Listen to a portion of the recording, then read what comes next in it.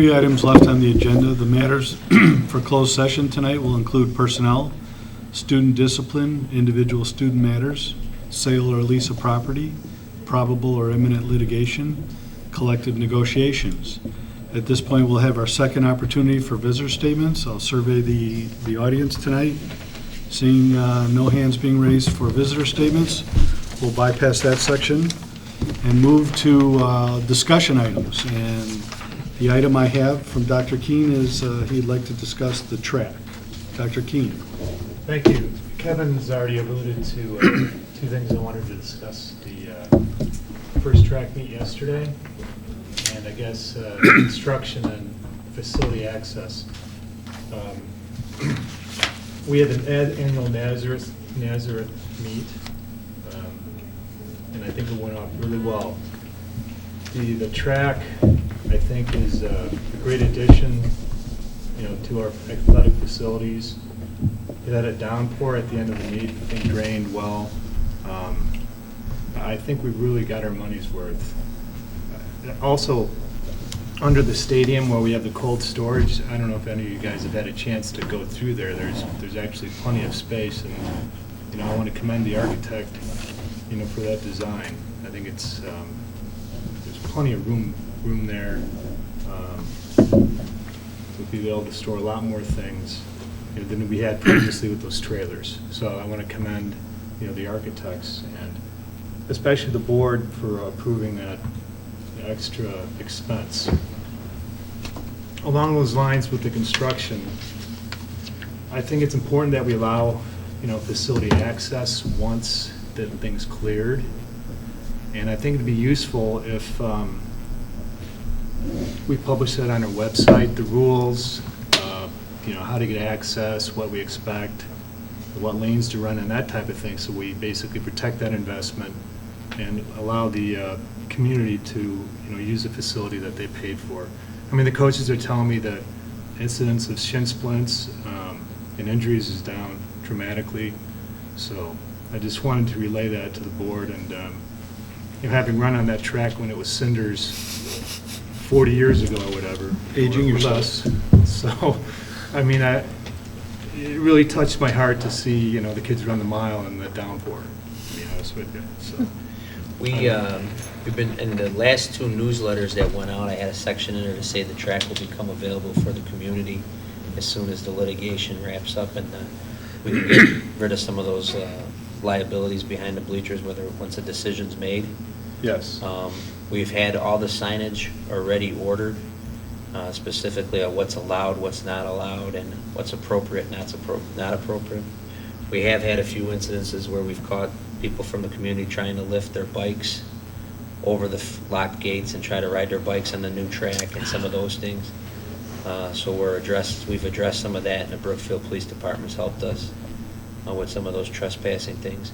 But the intent, so that this is on TV, is we have some areas behind the bleachers that obviously are still involved in the litigation, and those could be a liability to people, and there's not supervision sometimes when that's open to the public. So in order to be safe, we have to wait until those issues get cleared. But the intent, that's why we put the turnstile in, so that people, when the other gates are locked, the community can come in through the turnstile, run the track, and exit out. And we put the turnstile in to try to limit people bringing bikes in and pets in and some of those things that were occurring on the previous facility. And the fence around the liability area is a temporary fence. That's not a Correct. permanent fence, so that we don't want them unsupervised. There's piles of rocks, there's piles of sand, there's standing water in some places, tripping hazards, right. Do we have cameras? Once we open this to the public, are we going to have cameras there? There are cameras on the back of the bleachers that will cover some of those areas. There are some cameras off the front of the stadium that will cover a little bit. It's properly lit with some additional security lighting. I'm not sure exactly what our full exposure and coverage is with the cameras. So that way, we don't have bicycles, we don't have dogs, and we do protect the asset? Well, Yeah, even that with might the be a gates good- locked, we've had bicycles and some people, and I'm not talking kids, I'm talking adults that have been trying to get in there, or hopping fences and doing some things. So Well, then I think we should be aggressive and pursue that. we are. We're working with Brookfield PD on shagging people off and issuing trespassing warnings and stuff like that. And fines Right. for damage. Dr. King, does that cover your discussion that That you'd like? covers it, yes, thank you. Anything from this side up? Just a related question, how has the drainage been when it's been real wet? But I mean, at the We one went out there instance, this just morning. overall.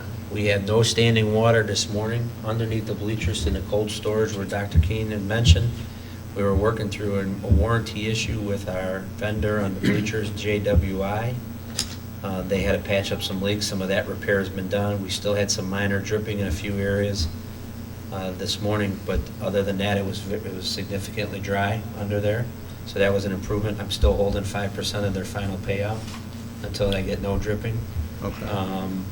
But we had a little puddle by the sidewalk near the flagpole, but that was just, I think it was raining faster than the grade can drain it to the sewer. But other than that, there was no standing water on the track. Everything was draining properly. You heard the pumps running, letting the water out to the sewer, so. Good, And that was after a pretty significant rain all night. So. right, thank you. When I mention to people that we have the vault underneath and how it works in the pumps, many people don't realize it's there. I know we've said it, but because you can't see it, they're like, really, that's underneath there? So I'm just wondering, in the future, might we want to put like a placard or information piece like Tischler has on their bioswale? Just a small piece to say, underneath here is a drainage vault, and it's engineered to bring the water in this way, so that when people walk by our track, they can actually see the investment that was put into the school.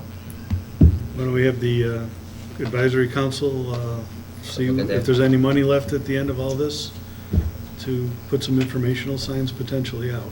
Okay. Okay. All right. Resolved that the Board of Education, Township High School District 208, Cook County, Illinois, enters closed session for the purpose of considering appointment, employment, or dismissal of employees, student discipline, sale or lease of land, probable and imminent litigation, and collective negotiations. Second. Second, Mr. Jepson. Thank you, Mr. Cindy. And Dow, does this cover what we need to do? Everyone okay? We'll go for the vote. Jepson? Yes. Dr. King? Yes. Cindy? Yes. Walsh? Yes. Richard? Yes. Westphal? Ms. Welch? Yes. That will conclude the open portion of the meeting. Usual